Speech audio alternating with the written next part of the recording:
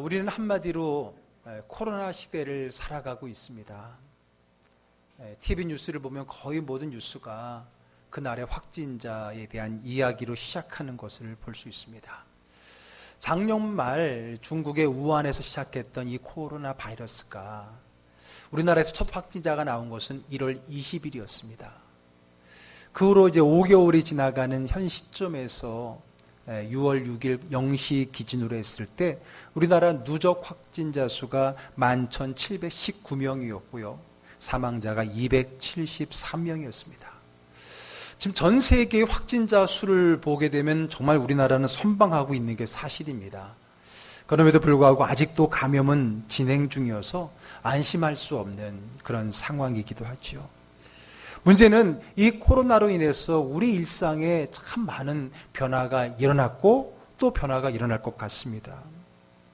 학교가 개학을 미루고 3개월이 지나서야 온라인을 등교를 하다가 3개월이 지나서야 이제 우리 아이들이 학교를 가게 됐고 아마 이번 주면 이제 그동안 가지 않았던 나머지 중학생이나 초등학생까지도 다 가게 되는 줄로 압니다. 그뿐만 아니라 우리 교회도 한동안 모이지 못하고 온라인 예배라는 초유의 사태를 경험하기도 했었죠.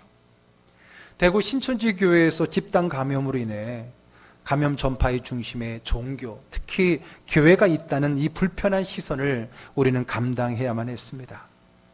최근에도 이 몇몇 교회와 이 교회에 관련된 그 모임으로 인해서 확진자가 계속 생겨나자 교회를 향한 그 시선은 더 따갑고 싸늘해지기 시작했습니다. 저는 목회자의 한 사람으로서 가끔 왜 유독 많은 종교 중에 우리 개신교 교회에서만 이렇게 감염이 많이 발생하는가에 대한 질문을 접하게 됩니다. 물론 이 질문을 접할 때는요, 때로는 화가 나기도 하고요, 때로는 억울하기도 하고요, 때로는 부끄럽기까지도 합니다. 그러나 이런 반응들은 다 사실 부정적인 거죠. 그런데 최근에 드는 긍정적인 생각이 있습니다. 한마디로 교회가 이렇게 많이 생길 수밖에 없다. 그건 당연하다라는 생각이 드는 거예요. 왜냐하면 우리 기독교, 개신교를 말하는 거죠. 이 개신교만큼 사람, 즉 이웃과 밀접한 관계를 갖고 있는 종교는 없기 때문에 그렇습니다. 상대적으로 이 교회에 많이 발생할 수밖에 없는 환경이 이 교회의 친밀성, 우리 교회가 갖고 있는 그 밀접함에 있기 때문이라는 거죠. 그렇기 때문에 당연하다는 겁니다. 전에 이 코로나가 막 발생할 때에 막 서로 가족끼리도 옮기고 할 때 우리가 집에서 내 식구가 식사를 하는데 그런 생각이 드는 거예요. 밥을 먹으면서.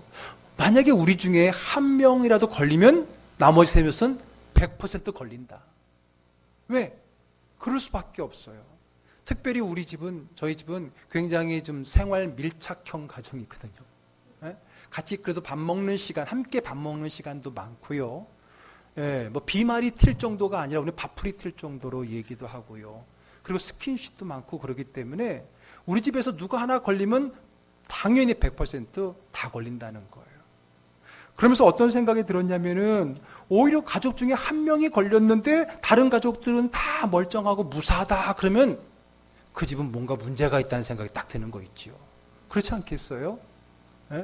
전혀 가족끼리 만남이 없던가 가족끼리 밥 먹을 시간도 없다던가 그러면 가능하겠지만은 그러니까 그만큼 밀접하고 그만큼 가까이 있으면 사실 그럴 수밖에 없다는 생각이 드니까 그런 같은 생각으로 교회라는 공동체를 바라보면 이 교회가 다른 어떤 교회, 종교 공동체보다 더 친밀하고 더 생활 밀착형 공동체라는 것이 확인된 겁니다.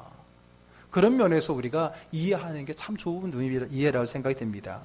단순히 종교 예식에 머물지 않고 삶을 나누는 공동체, 가장 가까이 있는 가족과 같은 이웃이기에 어쩌면 지금의 결과가 당연하다는 생각이 들고요. 어쩌면 더 많은 확진자가 나올 수도 있음에도 불구하고 지금 이 정도인 것은 그만큼 교회가 최대한의 방역을 잘하고 있다는 증거라고 생각됩니다. 물론 그렇다고 해서 감염 확산을 정당화하거나 그리고 묵인하자는 것은 아닙니다. 물론 교회는 우리 교회도 마찬가지고요. 더욱더 방역에 최선을 다하고 감염 확산을 막는 데 앞장서야 될 겁니다.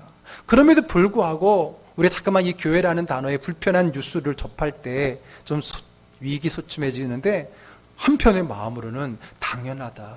그만큼 우리 교회라고 하는 것은 생활 밀착형, 정말 사람과 세밀한 관계 속에 있는 교회라고 하는, 왠지 모를, 그래서 이게 오히려 자신감이고 그런지 모르겠지만 그런 마음이 들더라고 하는 겁니다. 그래서 이제 교회 소식 나오면 그러려니 하고, 그러나 우리는 더 열심히 우리 자리를 잘 지키고 방역에 최선을 다해야 된다는 마음을 갖자라고 하는 이야기입니다. 6월 말씀은 그래서 이런 코로나 시대를 살아가는 우리가 어떻게 슬기로운 신앙생활을 잘 해나갈 것인가에 초점을 맞춰봤습니다. 요즘 보니까 슬기로운 무슨 생활, 이게 유행이더라고요. 슬기로운 의사생활, 슬기로운 감방생활도 있는데, 그래서 이번 달은 우리가 이 코로나 시대에 슬기로운 신앙생활로 초점을 맞춰봤습니다. 미리 말하지만 제가 코로나 바이러스를 어떻게 잘 극복하는 이야기를 하려는 게 아닙니다. 신앙 이야기, 우리의 신앙생활 이야기를 하려고 하는 겁니다. 다만 그 내용을 이 코로나 바이러스 시대를 살아가는 우리의 모습과 견주어서 말씀을 드리려고 하는 거예요. 우리가 이번 코로나 사태로 인해서 가장 많이 듣는 말이 있습니다. 그것은 다름이 아니라 거리두기일 겁니다. 사회적 거리두기, 생활 속 거리두기, 또 요즘에는 뭐 3밀 있더라고요. 3밀, 밀접, 밀폐, 그리고 밀집, 이거를 주의하라, 뭐 그런 얘기도 많잖아요. 한마디로 거리두기를 많이 하라고 하는 거잖아요. 왜냐하면 이 코로나 바이러스는 사람을 통해 사람에게 전파되기 때문에 당연히 사람과의 거리를 두면은, 가까이 두지 않으면 더 이상 바이러스가 흘러가지 않을 것이다라는 생각이지요. 가까이 하지 않으면 옳지 않는다는 겁니다. 그래서 각 방역당국은 자꾸만 사람 많은데 가지 마라, 옆 사람하고 거리를 유지하라고 강조하고 있는 겁니다. 우리 고사성어 중에도 이런 말이 있잖아요. 금묵자흑 근주자죠. 검은 묵, 이 묵, 서 있을 때 검은색에 가까이 하면 내가 검은색에 물드는 거고, 붉은색을 가까이 하면 나도 모르게 내가 붉은색에 물들 수밖에 없다라고 하는 말이죠. 신앙생활도 마찬가지입니다. 내가 무엇을 가까이 하느냐에 따라서 영향을 받게 되어 있는 겁니다. 내가 무엇을 가까이 하느냐에 따라서 내가 그 영향에, 그 사람의 모습을 나도 모르게 변화되어 갈 수밖에 없다는 거죠. 어둠을 가까이 하면 나의 삶도 어두워질 것이고요, 빛을 가까이 하면 나의 삶도 빛나게 될 겁니다. 그런 면에서 오늘 본문은 우리에게 아주 중요한 신앙의 지침을 주고 있습니다. 즉 우리가 가까이 해야 될 것은 무엇이고 우리가 가까이 하지 말아야 될, 즉 멀리 해야 될 것은 무엇인가, 이 거리두기에 대해서 우리에게 가르쳐주고 있는 겁니다. 자, 먼저 우리 27절 먼저 보도록 할게요. 읽겠습니다. 마귀에게 틈을 주지 말라. 자, 당연히 우리가 멀리 될 대상이 있다면 사탄마귀 아니겠습니까? 그렇죠? 사탄마귀. 우리를 병들고 우리를 멸망시키려고 하는 그 어둠의 영이야말로 우리가 멀리 해야 될 대상이 아니겠습니까? 마귀는요, 이 코로나 바이러스보다 더 무섭게 우리를 피폐하게 합니다. 단순히 우리 육신만이 아니라 우리의 마음과 영혼까지도 병들게 하는 존재입니다. 그래서 우리는 마귀를 멀리 해야 되고요, 더 나아가서 마귀를 대적하라고까지 성경은 이야기하고 있습니다. 그런데 여러분, 우리 중에 이 마귀랑 친하고 싶은 사람이 어디 있어요? 마귀와 가까이 하고 싶은 사람이 어디 있겠습니까? 당연히 멀리하고 싶어 합니다. 그런데 그럼에도 불구하고, 내가 원하지도 않음에도 불구하고 그 마귀는 은밀한 가운데 우리와 가까워지려고 우리 사이로 몰래 침투를 한다는 거예요. 그 침투하는 곳을 오늘 말씀에 뭐라고 표현했냐면 틈이라고 이야기했습니다. 틈. 그 틈이 있으면은 그 마귀가 그 틈을 통해서 우리에게 가까이 파고 들어온다는 거예요. 그래서 여러분, 우리가 코로나 바이러스를 차단하기 위해서 마스크를 쓰잖아요. 그래서 마스크를 쓸 때도 우리가 밀착해서 써야 된다고 했잖아요. 그래서 코 위에는 일부러 철사 같은 걸 넣어서 이 굴곡을 갖다가 잘 밀폐할 수 있도록 이렇게 누르면은 이렇게 딱 밀폐되도록 하고, 비싸고 좋은 마스크를 보게 되면 옆이며 밑에까지 완전히 틈이 막혀진 곳을 보게 됩니다. 틈을 주면 안 된다는 거예요. 그 작으며 보이지 않는 그 바이러스가 그 조그만 틈도 놓치지 않고 파고들기 때문에 결국은 틈을 주면 안 된다. 방역에 틈을 주면 안 된다라고 하는 거죠. 마귀도 그렇다는 거예요. 우리가 아무리 나 자신을 마귀로부터 지키려고 해도 그 틈이 주어지면 그 틈을 놓치지 않고 마귀는 그 틈을 통해 나에게 다가온다는 거예요. 그러면 그 틈이 뭐냐는 거예요. 우리의 삶에, 특히 우리 신앙생활에 마귀가 틈탈 수 있는, 마귀가 노리는 그 틈이 뭐냐? 오늘 그 이야기를 오늘 본문에서 하고 있는 겁니다. 자, 25절로 올라가겠습니다. 읽습니다. 그런즉 거짓을 버리고 각각 그 이웃과 더불어 참된 것을 말하라. 이는 우리가 서로 지체가 됨이라. 아멘. 자, 우리가 먼저 멀리 할 것이 뭐예요? 거짓이죠. 거짓을 버리고. 자, 거짓말. 이게 바로 우리가 멀리 해야 될 것이고요. 마귀가 틈타기 좋은 게 거짓이라고 하는 겁니다. 거짓말이 하는 거예요. 왠지 아세요? 마귀는 거짓을 좋아하기 때문에 그래요. 아니, 좋아하는 정도가 아니라 그 거짓의 출발점이 마귀였기 때문에 그렇습니다. 자, 요한복음 8장 44절 읽어볼게요. 너희는 너희 아비 마귀에게서 났으니 너희 아비의 욕심을 너희도 행하고자 하느니라. 이는 그가 거짓말쟁이요 거짓의 아비가 되었습니다. 누가? 마귀가 거짓의 아비라는 거예요.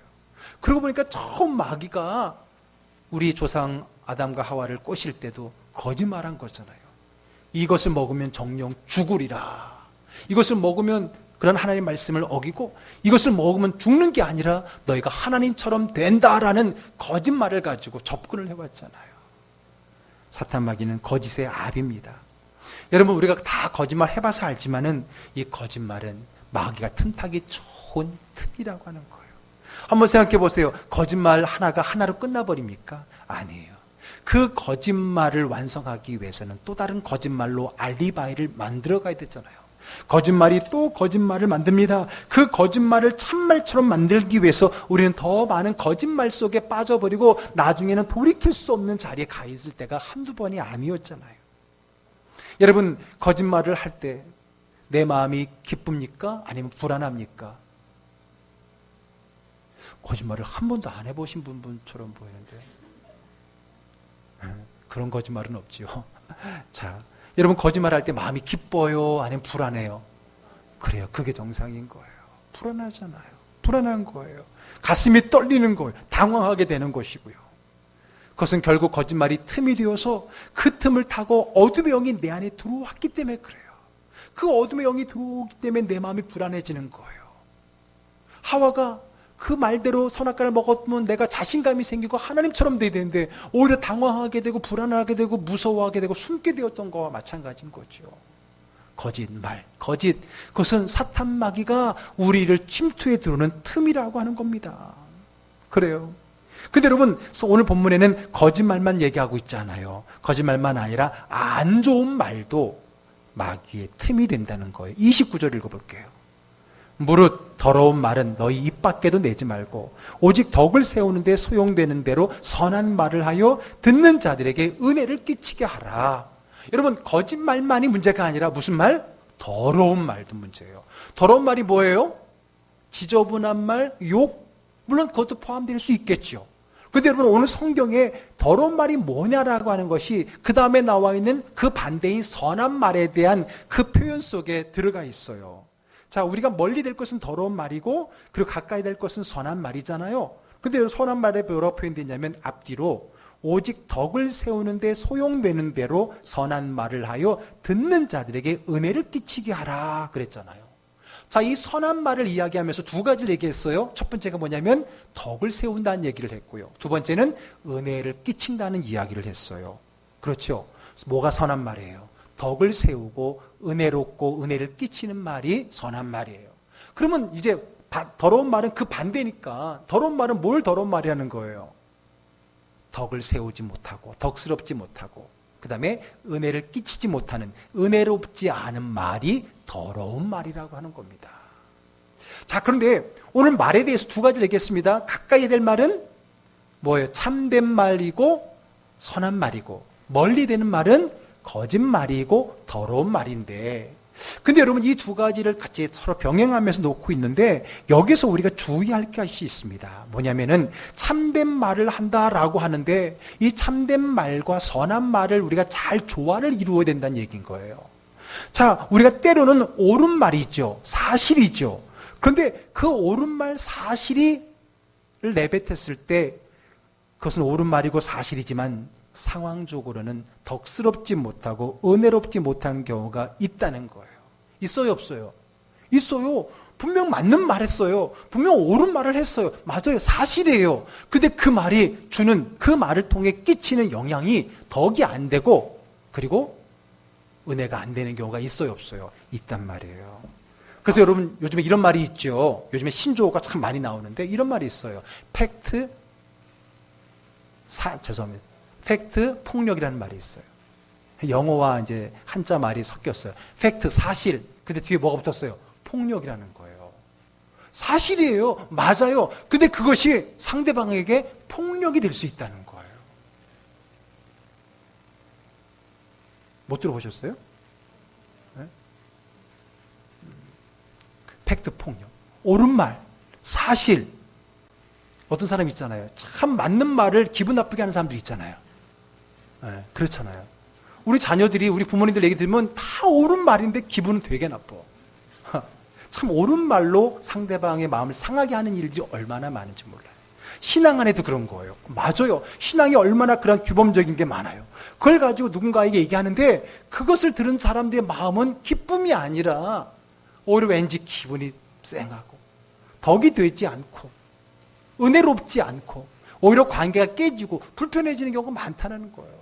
그래서 오늘 이 말 두 가지를 다 넣었어요. 그냥 무조건 참말만 하라는 말을 안 하고 선한 말을 하라고 하면서 조화를 주고 있는 오늘 말씀이 굉장히 균형이 잡힌 말씀이라고 저는 생각이 되어집니다. 여러분, 그렇다고 해서 거짓말을 하라는 게 아니에요. 맞는 말인 거지만 상대방을 난감하게 하고 힘들게 하는 또 다른 폭력의 말이 될 수 있다는 거예요. 흔히 눈치 없는 사람들 혹은 자기 정의감에 빠진 사람들이 이런 것에 빠질 확률이 많아요. 물론 그렇다고 거짓말을 하라는 게 아닙니다. 이 사이를 참말과 선한 말의 조화를 잘 이루라고 하는 거예요.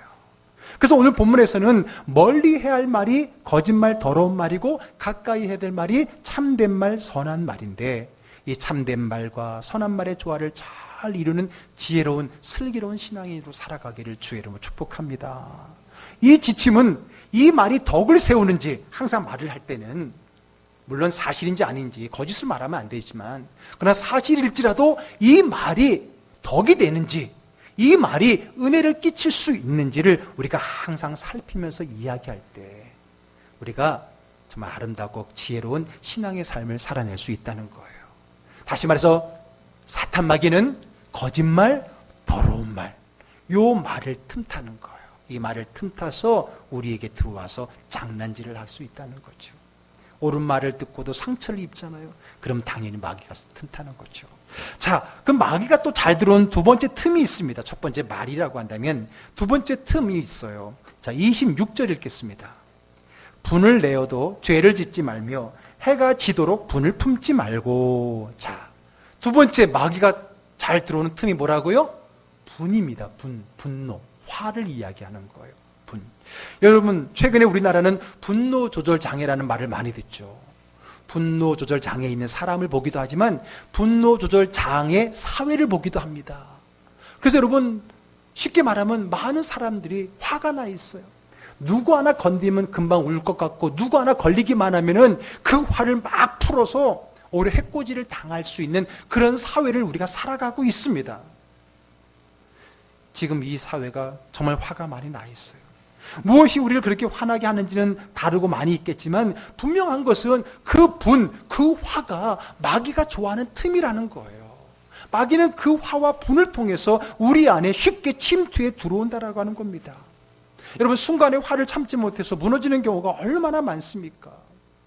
여러분, 이스라엘 민족을 그 광야에서 인도했던 그 모세라고 하는 그 위대한 지도자도요, 한순간에 참 많이 참아왔지만 한순간 한 번 참지 못해서 반석의 물을 명하라 했는데 명하지 않고 화를 내고 두 번 치는 바람에 그것이 빌미가 돼서 그는 가나안 땅에 들어가지 못했잖아요.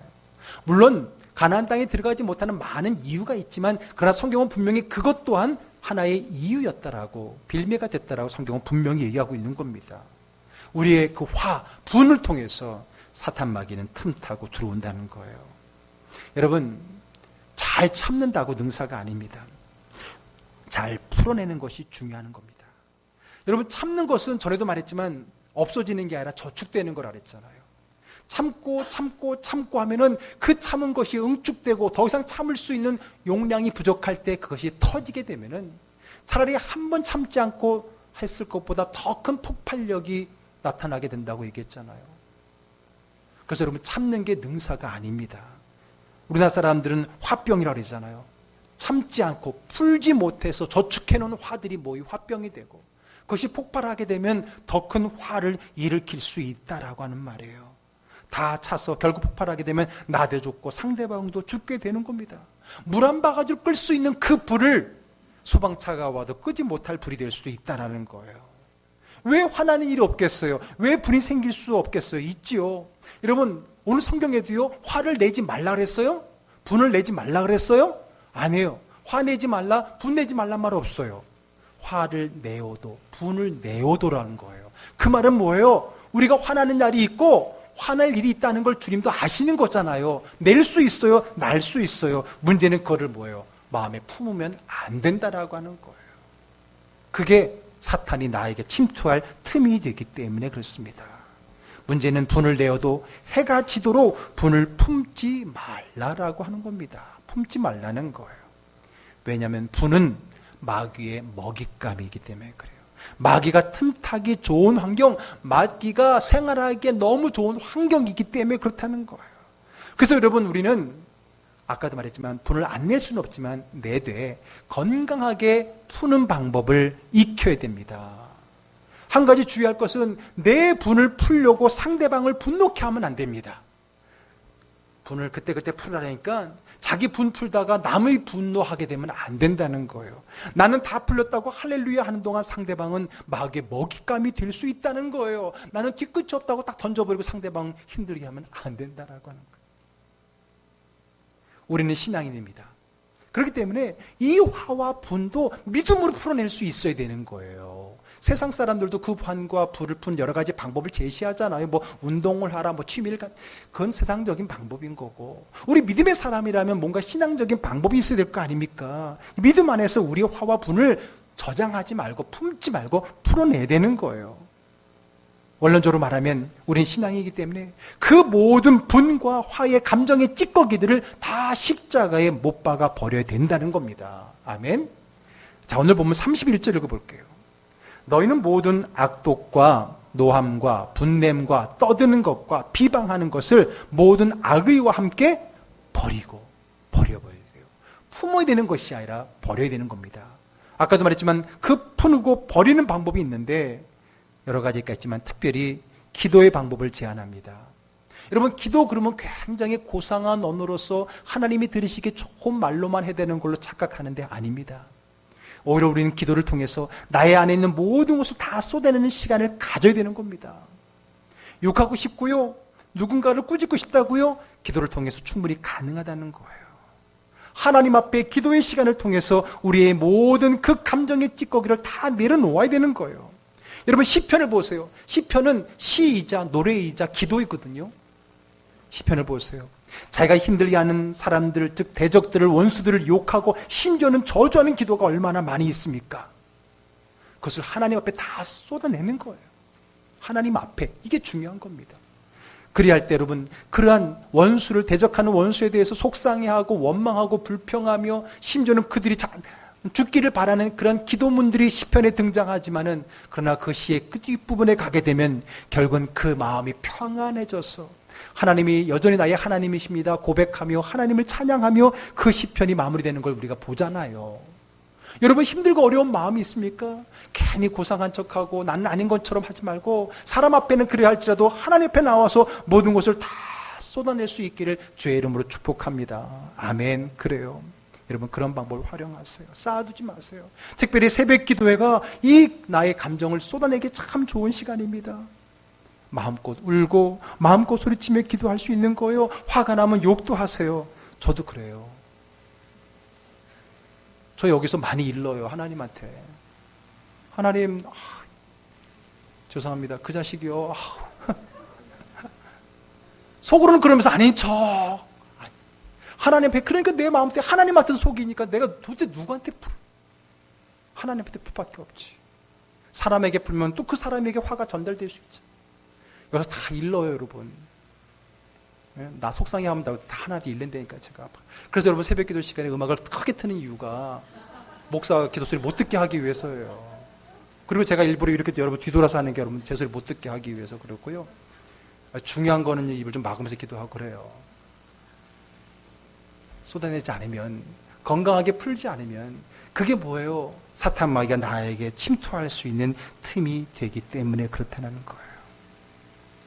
자, 사탄 마귀가 우리의 삶 속에 들어올 틈, 첫 번째 말, 거짓말이나 더러운 말. 두 번째는 뭐예요? 분, 화라를 했죠. 세 번째가 또 있대요. 28절 읽어보겠습니다. 도둑질하는 자는 다시 도둑질하지 말고 돌이켜 가난한 자에게 구제할 수 있도록 자기 손으로 수고하여 선한 일을 하라. 자, 사탄 마귀가 좋아하는 틈, 세 번째는 도둑질이에요. 아이고 다행이다, 나는 그런 틈 없겠지. 도둑놈 있어요 여기? 없는 것 같지만 다 도둑놈이에요. 여러분, 세상에서 말하는 기준을 얘기하는 게 아닙니다. 성경에서 말하는 기준은 세상의 기준과 달라요. 그래서 여러분 성경에 보게 되면은 미워하는 것도 폭력이라고 그랬고요. 음행을 품은 것도 간음이라고 했잖아요. 그렇다면 도덕은 뭐예요? 남의 것을 탐하는 마음만 가져도 그걸 예수님은 성경은 도둑이라고 본 거고 도둑질이라고 본 거예요. 다시 말해서 욕심이라는 거예요. 탐하는 마음. 욕심도 뭐를 보는 거예요? 도둑질을 본 거예요. 아직 훔치지 않았지만은, 아직 때리지 않았지만 미워하는 마음이 폭행이라고 한다면, 아직 내가 훔치진 않았지만은 그것에 대해 탐하는 마음이 있다면 성경은 그것도 도둑질이라고 보는 거예요. 그런데 이 도둑질, 다시 말해서 욕심입니다. 도둑질, 그러니까 나는 아닌 것 같지만 욕심이라면 우리 중에 세당되지 않을 사람이 어디 있어요. 그래서 죄송하지만 제가 아까 여러분들 다 도둑놈이라고 그랬던 거예요. 욕심이에요, 욕심. 그 욕심이 마귀가 틈타기 쫙 좋은 거예요. 마귀가 살기 좋은 딱 환경이라는 겁니다. 자, 요한복음 8장 44절 아까 읽었던 부분인데 다시 한번 읽어볼게요. 너희는 너희 아비 마귀에게서 났으니 너희 아비의 욕심을 너희도 행하고자 하느니라. 자, 보세요. 여기도 그러잖아요. 사탄 마귀가 욕심, 아비의 욕심을 너희도 행하고 있다라는 겁니다. 욕심이 도둑질입니다. 마귀의 틈입니다. 그래서 여러분 오늘 성경에서는 이 도둑질과 비교하면서 오늘 본문에 보면 항상 비교가 되잖아요. 가까이 할 것과 멀리 할 것. 그렇죠? 그래서 거짓말을 멀리하고 선한 말을, 참된 말을 가까이 하고, 더러운 말을 멀리하고 선한 말을 가까이 하고, 분, 화, 이거를 멀리하라 그랬잖아요. 오늘 본문에도 뭐가 있어요? 도둑질을 가까이 하라는, 멀리하라는 거죠. 그러면서 뭐라 그랬어요? 가까이 될 것이 뭐예요? 상대적으로 구제잖아요. 구제. 구제는 뭐예요? 나눔이잖아요. 나누어주는 거잖아요. 도둑질과 비교해서 구제를 이야기하면서 뭐라고 표현했어요? 자기 손으로 수고하여 선한 일을 하라 그랬습니다. 여러분, 착한 일을 하는데 자기 손으로 수고하여라는 말을 넣은 이유가 있을 거예요. 여러분, 욕심이 뭔지 아세요? 더 가지려고 하는 거예요. 맞아요. 그런데 그것만 있는 게 아니라 이것도 있어요. 수고하지 않고 얻으려는 것. 이것도 욕심입니다. 이것도 도둑질인 거예요. 불로소득 너무 좋아하지 마세요. 대박 너무 좋아하지 마세요. 그것은 욕심이고요. 그 욕심은 마귀가 이용하기 딱 좋은 마음입니다. 그것은 틈이 아니라 아예 대문입니다. 전에 그런 말을 제가 들었다고 얘기했잖아요. 사기를 당한 사람을 가만히 보면 사기적인 근성이 있더라 라는 거예요. 왜냐하면 사기는 뭐예요? 뭔가 내가 노력하지 않고도 혹은 작은 노력으로도 큰 것을 얻었다고 나를 꿰는 거잖아요.